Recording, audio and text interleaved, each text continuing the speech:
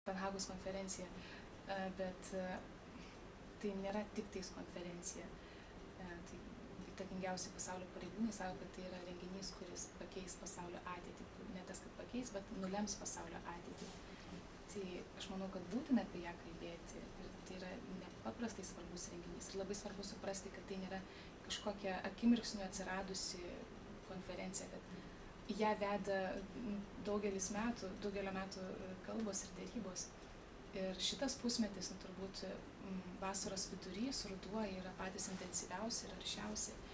Taigi apie Kopenhagą kalbėti yra būtina ir kiekvienas turi bent šį bei tą žinoti apie ją.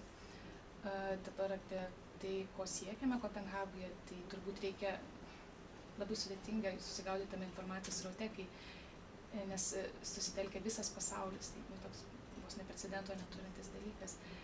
Bet galima gana paprastai viską mėginti struktūruoti, galime kalbėti apie keletą tikslų.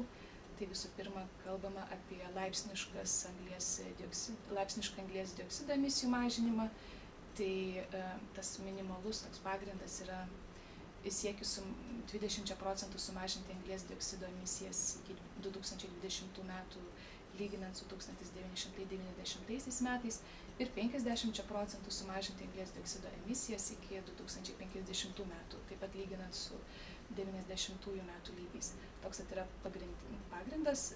Taip pat kitas dalykas, apie kurį kalbama, ir tai yra vienas iš tikslų, tai yra dėl kurių labiausiai ginčiamasi, tai yra susijęs su pinigais, kaip nesunku nuspėti, ir tai yra kalba apie tai, kiek išsivysčiusios pasaulio šalys galės skirti besivystančio pasaulio šalims, joms stengiantis adaptuotis prie klimato kaitos padarinių arba kovojant su klimato kaita. Taigi tai yra pagrindiniai tokie tikslai. Na ir kitas dalykas yra kalbėti apie tai, ką mano pasaulio bendruomenė, ir galima manyti, ar jie bus įgyvendinti ir ar jie yra pakankami. Na, ar jie yra pakankami, tai čia reikia kalbėti apie turbūt anglies dioksido emisijų mažinimą. Nes iš tiesų yra kalbama, kad tas 20% iki 2020 metų yra nepakankamas dalykas, nepakankamas tikslas, ir kad iš tiesų norint kažkiek pakeisti situaciją ir norint iš tikrųjų kovoti su klimato kaita, reikia kalbėti apie 40% mažinimą iki 2020 metų. Tai matot, koks yra didelis atotrūkis. Tai va, ir čia prasideda abejonės, nes jeigu šiek tiek sekate informaciją spaudoje, tai turbūt pastebėjote, kad pasaulyje netgi dėl tų 20% susitarti yra labai sunku. Aišku, yra tokių gerų proveržių.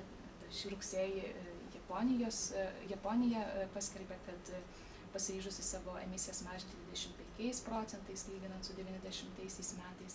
Europos Sąjunga, kurioje esame mes, taip pat yra jau tvirtai pasiryžusi 20% mažinti emisijas ir žada netgi daugiau, kad jeigu visas likęs pasaulis susitars dėl 20%, tai Europos Sąjunga pasiryžusi savo emisijas mažinti 30%. Tačiau abejonė šešėlį, aišku, meta didžiausi teršėjai, didžiausi emisijų kaltininkai, tai Kinija ir Jungtinės Amerikos valstijos. Ir kai mes kalbam apie tai, ar bus pasiektas susitarimas Kopenhagoje, mes vis dar nežinom. Ir čia yra labai didelė